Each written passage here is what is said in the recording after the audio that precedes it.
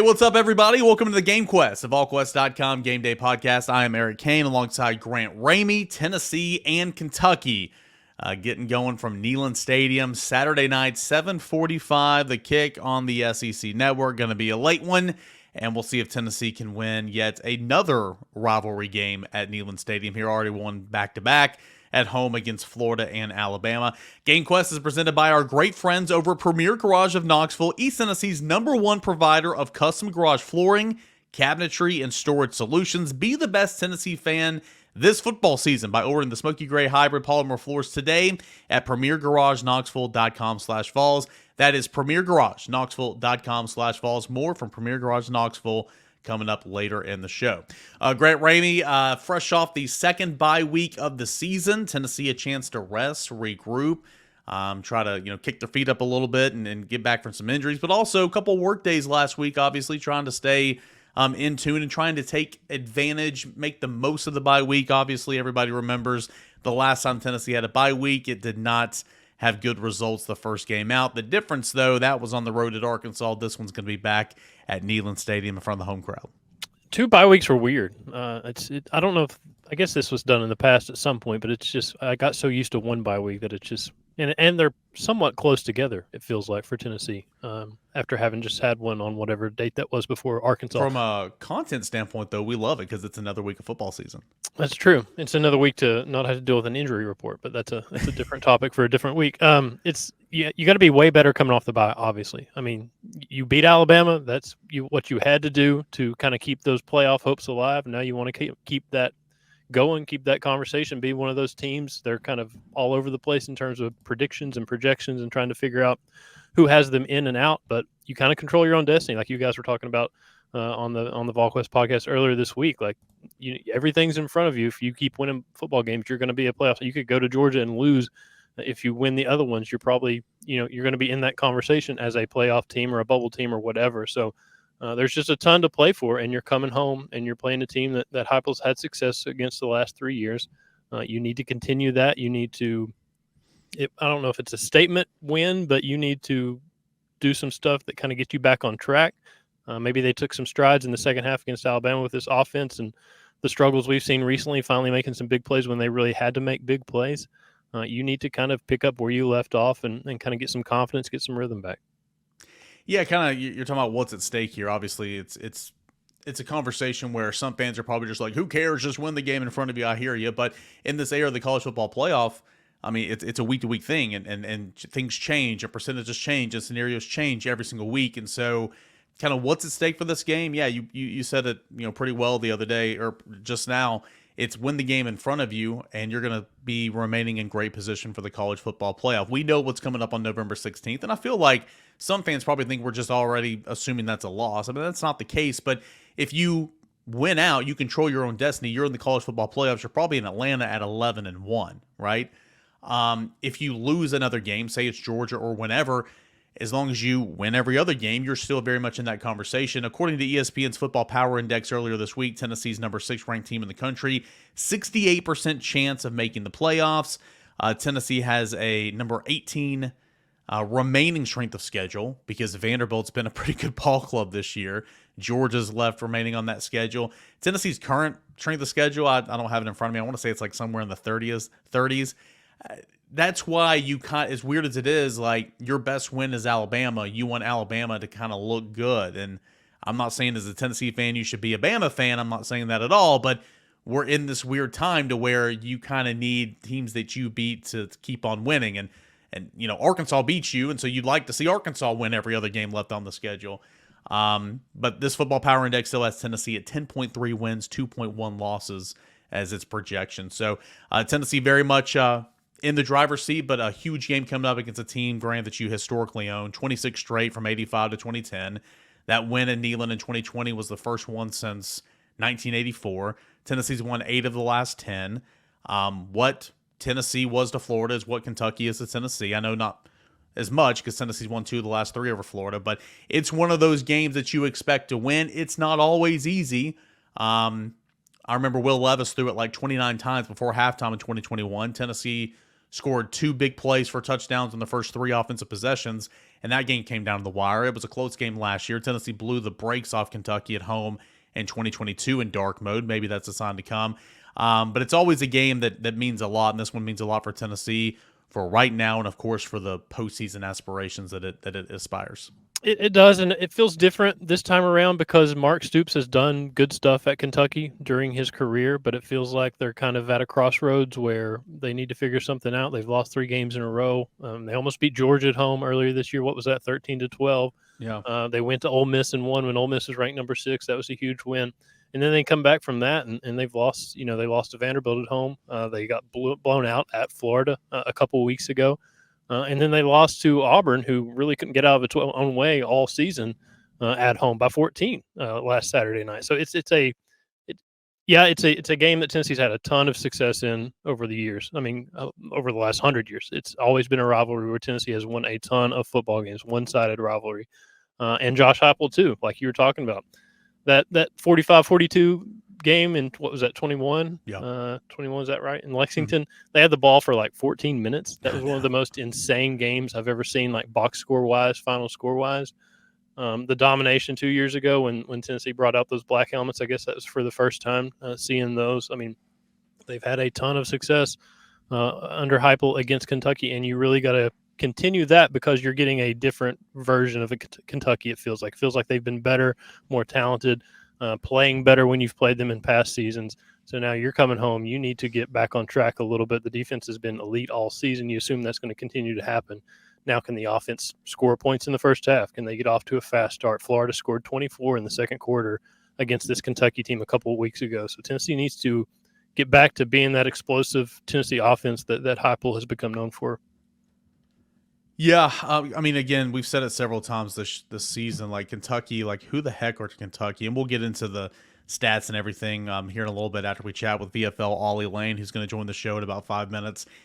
But I mean, you're 15th in the conference in total offense. You're last in points. You're last in passing offense. You're 12th in rushing offense. You are, middle of the road in most categories defensively. 7th in total defense. 10th defense is return to the SEC. I mean, Kentucky is. This isn't conference only. This is just overall. Kentucky ranks 10th in the SEC in points per game given up, but it's only been 19 points per game. Like, that's good enough to win in this era of college football. So tip of the cap to the defense in the Southeastern Conference. 3rd in pass defense, but the last couple weeks, teams have just run all over Kentucky, and they're 12th in rush defense. You've got Auburn that ran for 326 against them last week. You have Florida that ran for 197 against them 2 weeks ago with a backup tailback scoring 5 touchdowns. I said this on the Mailbag podcast earlier this week. It almost feels like, and maybe I'm off, or maybe if they lose this weekend, it truly will come to fruition. Kind of looks like they've quit on Mark Stoops. Mark Stoops in the offseason was going to Texas A&M, man. He was signed up ready to roll. They don't want him. He comes back and said, "Oh, well, I just thought the Kentucky's the place for me." And you don't forget that if you're in that locker room. So Right. Early in the year, they were playing hard, and we've referenced the Georgia game and then beating Ole Miss. It's like, who the heck is this Kentucky team since they've lost 3 straight? So it's like, you lost that game against Vanderbilt. You got blown out against Florida. Okay, maybe you quit on your head coach. And I just think this is the walking wounded coming into Neyland Stadium, and Tennessee's going to take advantage in a big way. Yeah, I got back up to the press box. I guess this was after the Alabama game, and Kentucky was at Florida, and it was on one of the TVs upstairs while everybody was working. And just as it was happening, I kept thinking, man, it just feels like a quit factor. Like this is something where, what do they have left to play for? It doesn't look like too much. And it doesn't feel like they're playing. And it's just, you kind of hesitate to say that because that's a pretty heavy accusation. But if your play on the field, represents that or whatever, then that it is what it is. I mean, if you give up 48, if Florida scores 48 up, Florida offense had been struggling, a Florida team that had been struggling, they really kind of needed that kind of blowout. They hadn't had it this season. They get that a couple weeks ago in Gainesville. Then Auburn comes to town. That's a night game at home. You need to win that football game because Auburn has not been a very good football team this year, and they find a way to lose that game 24-10 in Lexington. So it does feel like kind of, I don't know, maybe in this era with 12-team playoffs, if you once you play yourself out of contention, I don't know how realistic it ever was that Kentucky was going to be a playoff team or had those aspirations. But once you kind of play yourself out of that, then it becomes, a bowl game or whatever. Do you really have that kind of motivation that maybe you had in the past when it wasn't a 12-team playoff, when you weren't trying to get into the field? I don't know.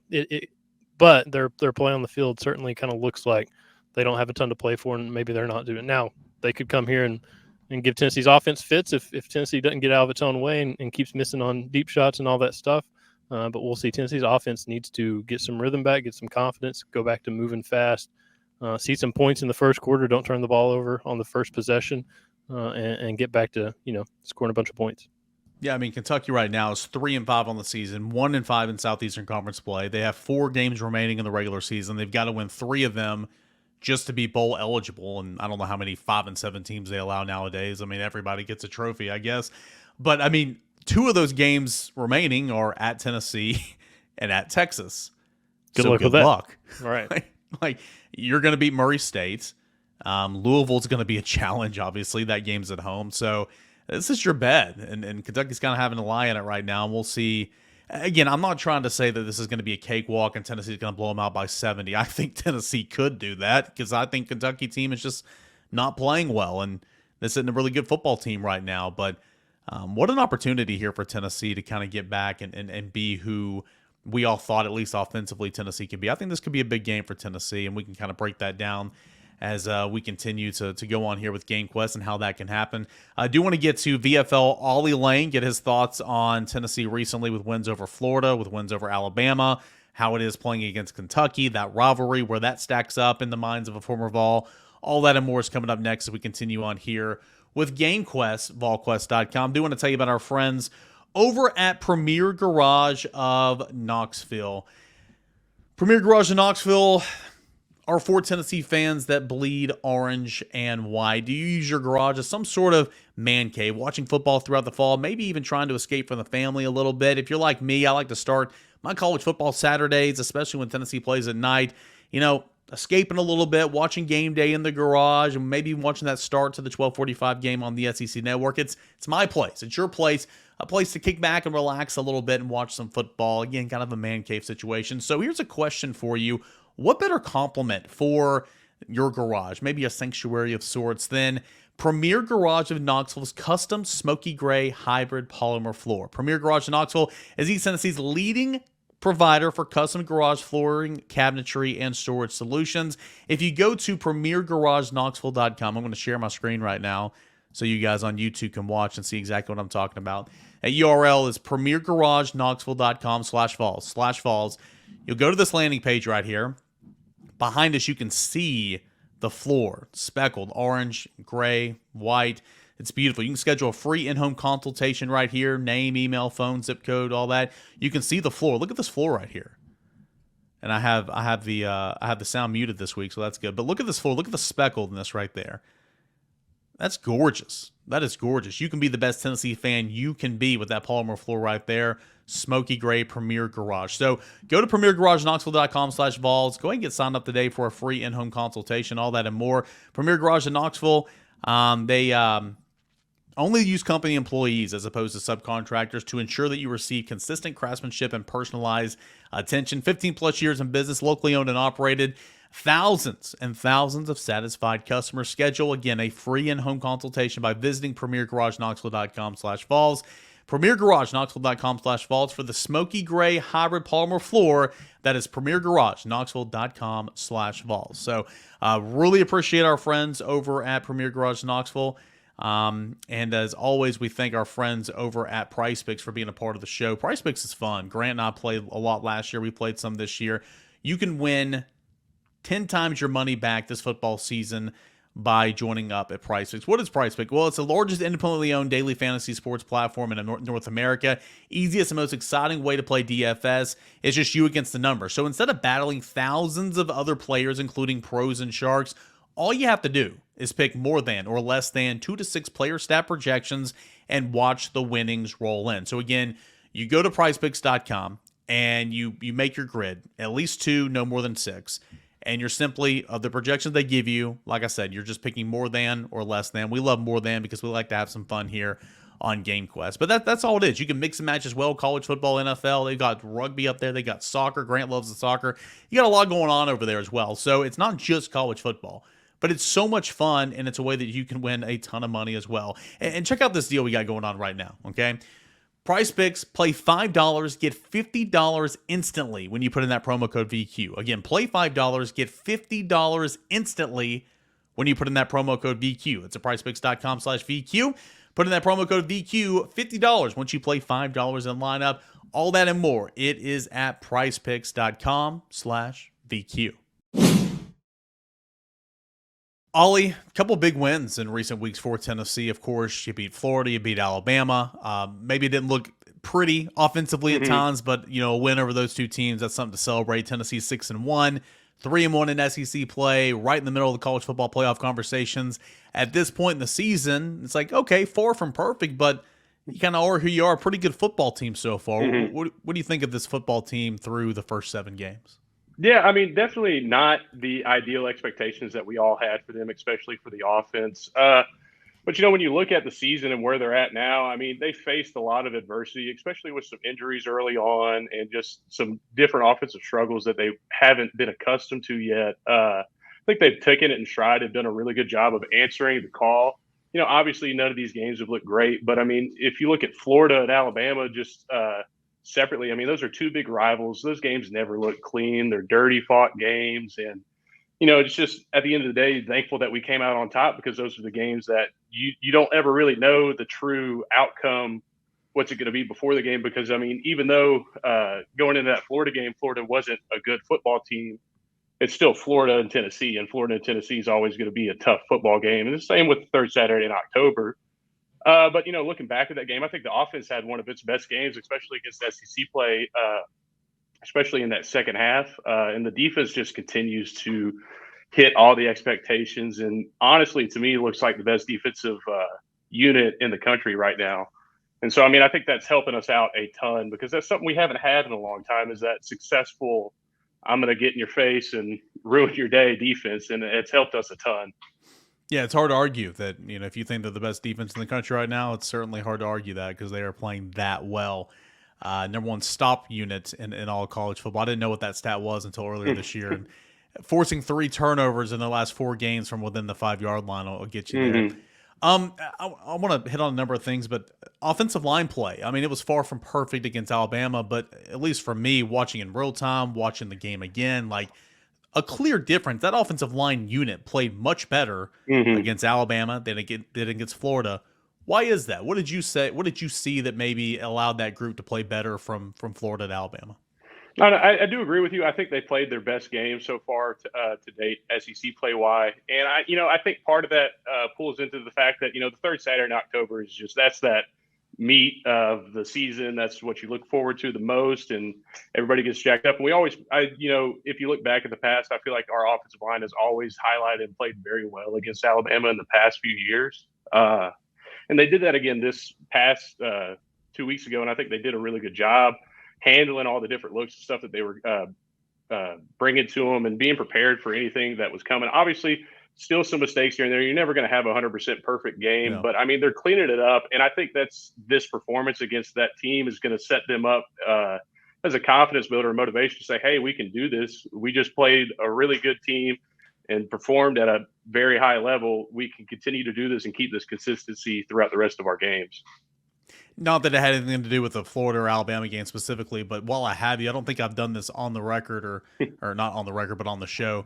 3-man fronts, kind of those odd fronts that have at times given Tennessee's offensive line and Josh Heupel issues and Heupel in the offensive. I mean, Missouri in 2021, you guys just destroyed.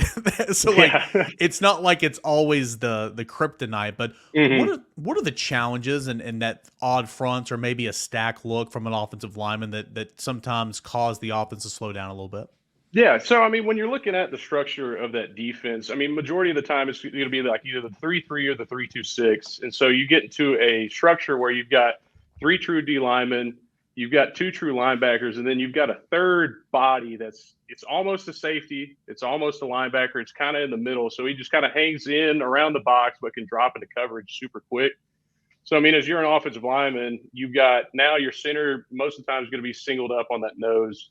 You've got 2 tackles on islands with the 4 eyes or 5s, And now you've got your guards. They've got to respect those backers as true threats, especially if you're running like empty protection or 5-man protections. Those guards are now locked on those backers, and they got to respect it. I mean, if they want to play in the box a little bit and kind of show that they're hanging in there, the moment guard takes your eyes off of that backer, he's going to hit the gap. So you can't leave. And so it makes it to where you get to help late. You get to those double teams a little bit later than you want to. And it just puts a lot of pressure on Nico to get the ball out quick, because now when he's looking at it, everything's covered. They're dropping back 8, only rushing 3 or 4, but now you've got 3 or 4, 2 or 3 of them are now solo island. They just got to beat the one-on-one block. So it puts a lot of pressure, especially on individual versus more of like a team combo to defeat it. Kentucky coming up, obviously, this weekend. We've talked about Florida. We've talked about Alabama. We know Georgia's a huge game. We know Vanderbilt's a big game. It's kind of like talking about, well, who's Tennessee's biggest rival? It might just depend on who you ask. But, Kentucky's very much in that conversation. It's the Border Bowl, right? Yeah. What did the Kentucky game mean to you as a player and to you guys in that locker room? Yeah, I mean, it's always been a big game. It's a rivalry game. As a player, and I don't want to say this and hurt any of the old traditional Vols and stuff like that, but, as a player, I never felt like it was our biggest rivalry game. Obviously, with Florida and Alabama, I felt like we're always the big ones. But, it's definitely still a rivalry game. I wish, the beer barrel was still attached to it. I think that would put a little more emphasis on it, something to play for. But, at the end of the day, it means a lot for us to go out and compete against rivals, and especially a border bowl like Kentucky. It's nice to be able to own our brothers to the north for another year. And, I mean, just at the end of the day, we try to play our best ball against our rivals, and we've done that the past few years against Kentucky, especially. They always bring out a good defense. There's not going to be a Kentucky team that has a poor defense. And so it becomes the objective to see how well we can push ourselves to compete against an elite defense and create that separation within the game and enjoy a good victory over a rival. Yeah, you mentioned that defense, and like last couple of weeks, it's not performed well, and I think they're not as healthy as they want to be. But guys that you've seen and you played against for the last couple of years are still there. JJ Weaver off the edge is a good player. Yeah. Deion Walker, I'm sure you blocked him a few times. He's gonna be a first round pick. I mean, he's a great player. Jamon Dumas Johnson coming over from Georgia at linebacker. Derek Jackson is still at linebacker. I mean, the pieces are there for that defense.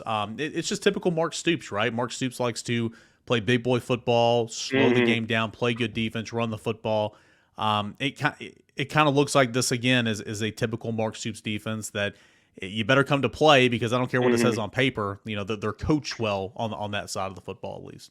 Yeah, no doubt. And I mean, I can tell you now that I'm on the backside of it. The game against Kentucky last year was probably my least favorite, worst game that I probably had to date, just because Deion Walker, number 0, he's a good player. Like you said, he's going to be a first-round draft pick. He gave me a lot of fits last year, and luckily, he had number 6 back there able to make some different moves and get open on some of those screenplays that helped us last year. But, like you said, Mark Stoops always puts together a good defense. I think that's his big ride home and his emphasis on his success as a coach. And he's going to continue to put a good defense out there. Obviously, they've had some injuries in the past. But when you look at where they're at compared to, been looking at it, I feel like this game's going to play it a lot like it did was it 2019, when they didn't have a true quarterback and they were running a bunch of like that triple option stuff, taking up a bunch of the clock.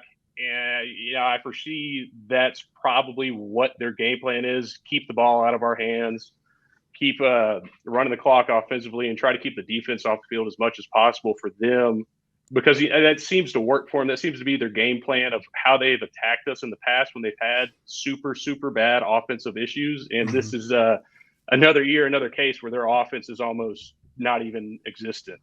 Oh, gosh, what was his name? I know exactly who you're talking about. He was an athlete. He was a receiver. He was an athlete. I was trying to think of his name the other day, too, and I couldn't. But I remember that game was the longest game I think I've ever been a part of. It was freezing cold in Lexington, and we maybe played 5 minutes total in the first half on offense. It was insane. Well, in 2021, you guys won that shootout 45-42, but it was like 14 minutes of time of possession. You scored 2 touchdowns in the first 3 or 4 snaps.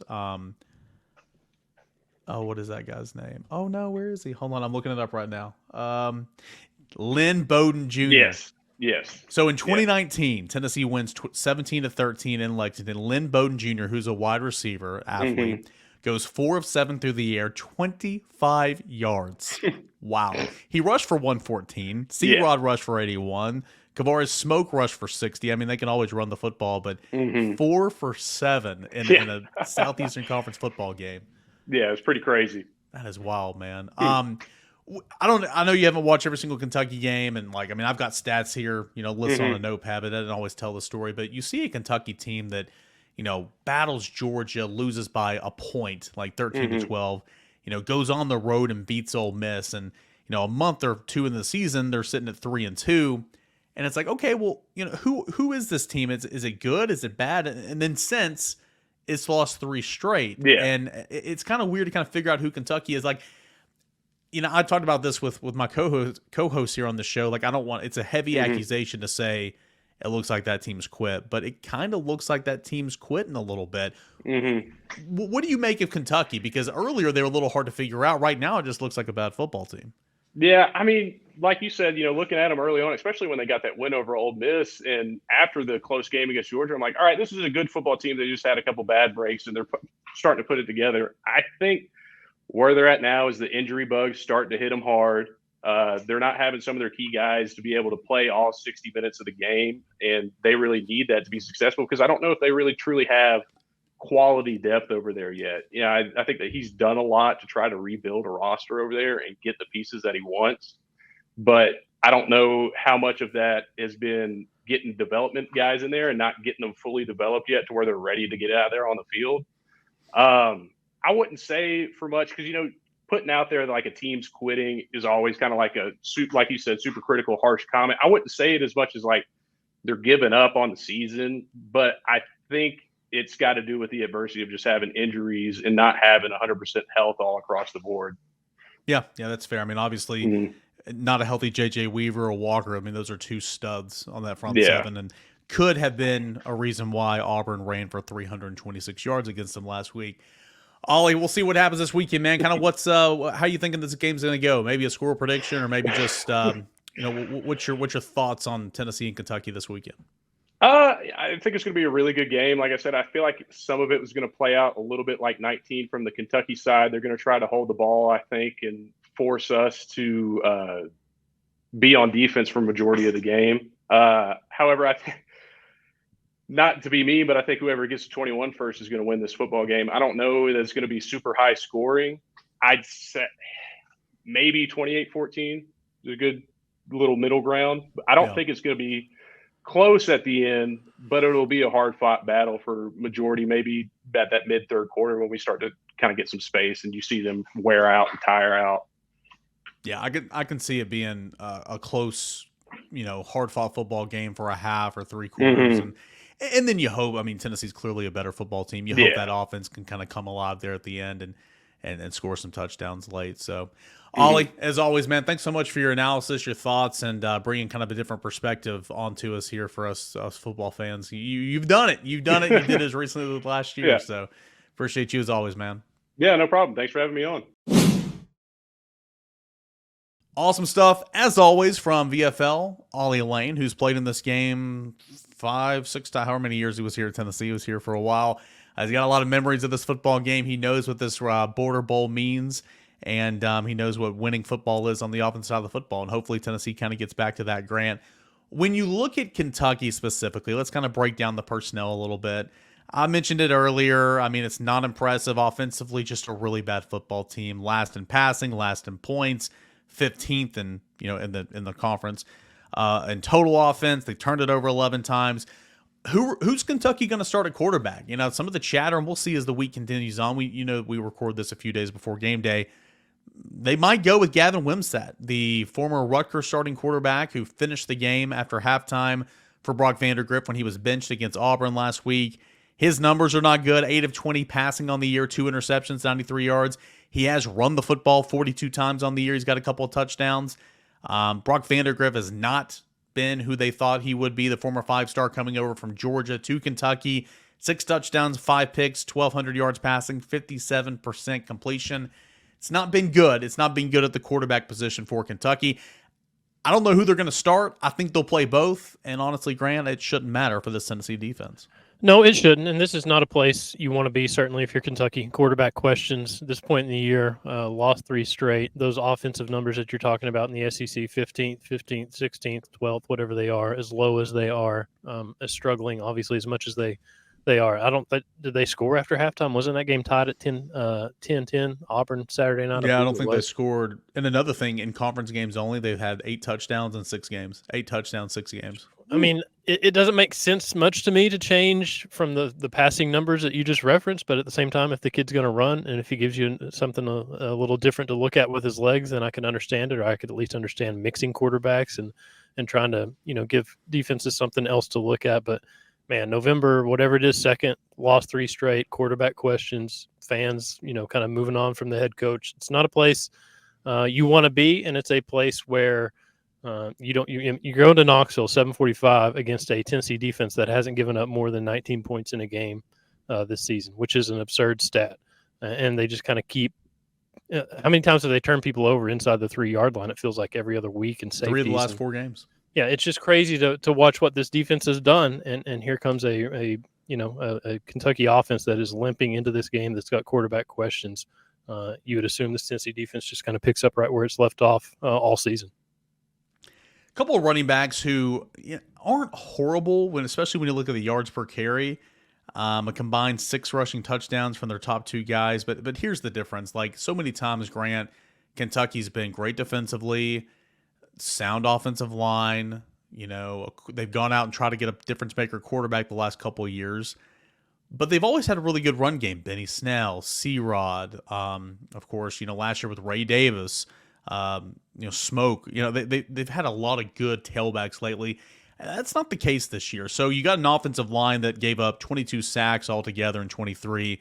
They've given up 20 sacks in 8 games so far in 2024. They're blocking for running backs averaging 3.8 yards per carry. They've given up 45 TFLs. It's not horrendous offensive line play, but it's not as good as last year. Gerald Mincey was not the key cog that was going to keep everything rolling. Coming over from Tennessee, we'll see if he plays in this game. I'll be interested to see the injury reports as the year goes on. But I do think one of the biggest differences in this offense is the inability to run the football for big plays. Again, stats wise, they're not horrible, but it's not great. And you're not able to take some pressure off your quarterbacks. The quarterback's been bad play. And it's been surprising too, man, because when you look at the weapons out there, I mean, Dane Key and Barryon Brown are good players. They've been good players in this league. We know Brown's a great returner, but Dane Key's a really good player. I guess I'm just kind of surprised. It just feels like this offense, for several reasons, has just never been in sync this year. And it's a shame because I think there's some pieces there to where it's a shame for Kentucky fans because I think there's some pieces there to where you thought they'd be okay. You feel like Kentucky's always just a little bit frisky, and it doesn't feel like they're really that kind of level of maybe dangerous. And it goes back to, shout out Butch Jones, complimentary football. Like if you can't run it, if you can't run the football, if you can't protect the passer, you're probably not going to be able to take advantage of those weapons that you do have on the outside. And obviously going up against this Tennessee front 7, that's a very bad recipe. If you can't protect the passer, if you can't run the football, as talented and as deep as this front 7 is, and as many players as they rotate and how they've played, not only at home in a night game, but on the road. I mean, all season consistently moving the line of scrimmage, stopping the run, getting after opposing quarterbacks.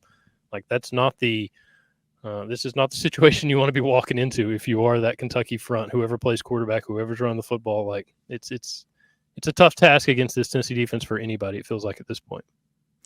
Look at the Kentucky defense and, across the board, I think this Kentucky defense is better than what it's shown. But, I mean, the last few weeks, boy, the secondary's not good. DJ Lagway in Florida big played him to death. But the run defense the last couple of weeks, whew. You had the Hunter from Auburn that had just a career day, like 280 yards rushing. They gave up 326 on the ground to Auburn. Gave up 197 on the ground to Florida. And not Montrell Johnson. It was Jaden Baugh, who had 5 touchdowns in that game, a freshman. And I think part of it's due. I don't think Kentucky's very healthy up front. Again, we'll have to see as the week goes on with the injury reports. But J.J. Weaver, who's an NFL player, he's banged up. Deon Walker, the stud in the middle, who is an early round football draft selection this spring. He's not playing at 100%. But they've got names. Those two names, Derek Jackson's been there at linebacker for years. Jamon Dumas Johnson coming over from Georgia. He's an SEC veteran player. Pretty green back there in the secondary, but the front seven, when healthy, isn't horrible, but I don't think it's healthy. And Grant, the last few weeks has been just a disaster for that Kentucky defense against, the high-powered offenses of Auburn and Florida. Hand up, I had no idea the Auburn kid ran for 278. Like, I knew Kentucky didn't play well. I knew Auburn had to play well to win that game the way they did. I did not realize he went for 23 for 278. Yep. And you're coming to Knoxville to face a Tennessee team that does what? They hand it off to Dylan Sampson a billion times, and he runs for a billion yards, and he's on pace for almost 30 touchdowns this season. He could flirt with the career rushing touchdown record in a single season if he, stays on this insane pace that he's on. So, and maybe I feel kind of crazy thinking that this Tennessee offense is still close because they've had those open receivers. I feel like a broken record. We talked about this after the Florida game. Josh Heupel was talking about it. If you can come in and run the football at will and do whatever you want on the ground, that's got to make life so much easier for Nico, for his receivers to hit that stuff down the field, to kind of just move the chains passing wise. Anytime somebody's open, just give you so many more opportunities to hit those guys, because you're going to be running it productively. Assuming you do what Auburn did, assuming you did what Florida did, assuming you do what you've done pretty consistently on the ground, which is go for, 130 whatever from Dylan Sampson and whatever you can get from the other guys. And maybe you run Nico a little bit too, going back to Alabama and the success that he had after he ran a little bit in that game. So it's time for them to kind of start clicking again because of the games you have left, because of what's at stake. This offense needs to better support a historically great defense, and against Kentucky, the numbers they've allowed, you'd expect Tennessee to be able to do that. But we'll see if it happens. Something I didn't mention on the offensive side of the football for Kentucky, and this isn't new. I mean, it doesn't matter who the offensive coordinator is for Kentucky. They like to play some big boy football. They'll have multiple tight ends out there at times, some 12 personnel. They play like 4 different tight ends, not at the same time. But Jordan Dingle, who Tennessee fans remember, he was on campus for Tennessee along with Holden Stays. Holden Stays committed first. Jordan Dingle went home, and then Mark Stoops said that, Tennessee did a lot of shady business trying to get him away from there. It's like, okay, well, we live in an era of the transfer portal, so you tried to go to A&M, and the only reason you're back at Kentucky is because the fans didn't want you. But that's another story for another day. 12 personnel. Tennessee, the last couple weeks, since Florida, really, when opposing offenses go 12 personnel with 2 tight ends, Tennessee goes to a 4-3. Boo Carter comes off the field. Caleb Perry goes on the field. And Caleb Perry, a Kentucky native, just a couple of miles north, I believe, is where he grew up from Lexington. I like to watch. I'm big in trying to watch guys in homecoming games. Like, I was trying to say that Chaz Nimrod was going to have a big game against Arkansas. Maybe I'm off, but let's watch Caleb Perry in this game. Obviously, a guy that is already playing a lot more for this defense, especially with the injuries they have at linebacker. But he is that package guy. He comes in on a 4-3 along with Arian Carter and Jeremiah Thielander, and I like Tennessee and how they've been adapting the last couple of weeks with that. 12, you go 4-3. Base, 11 personnel, you go back with your 4-2-5 with Boo Carter on the field. So I think that's something to watch. Again, as we do each and every time we record this show, knowing it doesn't come out until Friday night or game day, we will have our written component to this later in the week, so reserve the right to change it. Grant, give me a prediction for this game, score, and I kind of gave you a player to watch, at least defensively. Give me some predictions and or players to watch in this football game. Well, I sat down to record this podcast, and I had 34-10 in my head, but I've listened to you for the last 30 minutes reel off some crazy Kentucky numbers, some crazy bad Kentucky numbers. So it's making me think maybe 44-10 Tennessee. Don't raise your eyebrows. What's the problem? Listen, I don't know how to predict this team. Actually, I got the Alabama margin right after missing badly the last 2 times. Well, I mean, like somebody asked on the Mailbag podcast earlier this week, like over under 250 passing yards for Nico. And you know me, I'm a half glass full guy. I'm just like, give me the over. And everybody's just like, what? What's wrong with I this understand guy? He's only thrown for over 200 yards like twice and whatever that stat is. Like, I get it, but it's like, I mean, come on, like sooner or later, like he's good. Like he's not a bad player. Like he's gonna hit his stride. So, but having said all that, like, can the offense score 44 points? Grant, I don't know. Here's my key. Here's my key. Don't fumble on the first possession. Yeah. They moved it so well against Florida, straight down the field on that first possession. They moved it so well against Alabama, straight down the field on that first possession. You score there, maybe it feels different. Maybe the offense feels different for the rest of the half, the rest of the game. It's weird how those two drives kind of played out very similarly back-to-back weeks. But I think if you can just hold on to the football, just play fundamental football, go down the field and score it, even if you just put a field goal on the board, whatever, just get some points and kind of settle in. I think they got to settle in a little bit earlier, find a way to settle in earlier. I don't know how that happens. But I think they can score it, because if you're going to be able to run at will, I think you can put up a lot of points, because you're not going to have to rely on hitting a bunch of deep shots or 250 passing yards or whatever it is in the pass game. I think if you can run it at will like teams have against Kentucky, that's a big deal at home, and you can score some points. And maybe if they do find some success early, they try to keep the pedal down just to kind of get this offense kind of back in gear a little bit and establish some of that confidence. Player-wise, I would go Dylan Sampson, 178 rush yards and 3 touchdowns, because he's a touchdown machine this season. And the numbers that you're talking about with the Kentucky run defense, it just seems like as good as Dylan Sampson has been pretty consistently, as hard as they've rode him, he could have some big play potential and put up some chunk yards and get to 178 kind of, I don't know, not easily, but, if somebody can go for 278 against Kentucky, 178 feels a little bit lighter. It certainly does. All right, so the spread right now, the time that's recording over at FanDuel Sportsbook, 16.5. The total is 45.5, which goes to show you what they think about these two offenses here lately. So your score prediction was at 44-10? 44-10, like an idiot. Well, that okay. Does that make two of us? I'll go. Yeah, I mean, I'm with you. Like, I think this is the game. Like, my key or my player to break out or whatever. I think Nico's going to have a big game. I think the run game is going to be there early to help him. I think Tennessee's going to play 4 quarters of offense. I'm with you, man. Let's hope Tennessee doesn't fumble or turn it over on its first possession. I think this is one of those games where I think Nico finished so much better than he started against Alabama, made some big boy throws to win that football game. I think some momentum's going to carry over, and I think that some of those downfield passes, I mean, you're going to hit them, man. You got Tennessee's receivers running behind the secondary against Florida and Alabama. Like, you're going to connect on some of those eventually. Like you're seeing it. Like, Tennessee is close. We continue to say it's close offensively. I think you're going to hit a couple of those. I think you're going to play 4 quarters of offense. I don't think you're going to turn it over on the first possession of the football game. And I think it's a different looking offense, stat-wise and score-wise. So, yeah, give me 41 points for Tennessee. Give me 41 to 13. I think Tennessee's defense continues to come to play, and give me Nico to be on the lookout for breakout. This I got a stat here if I can pull it up. The insanity of this Tennessee defense.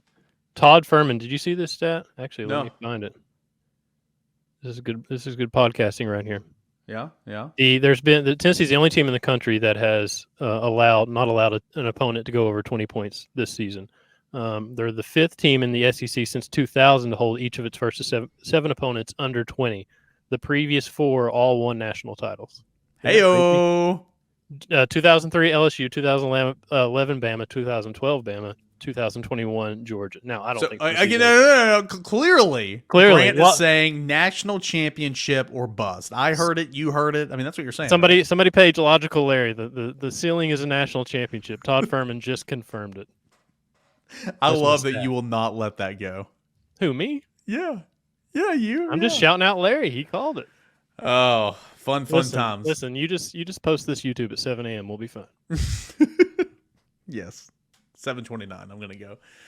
Oh, fun stuff happening this week and every week, but it's fun whenever Tennessee football is. I mean, I was talking to your best buddy Mike Wilson the other day, and we were just kind of like, I mean, we are in such a great era of Tennessee athletics right now. First of all, not my best buddy, my mortal enemy. Your best buddy.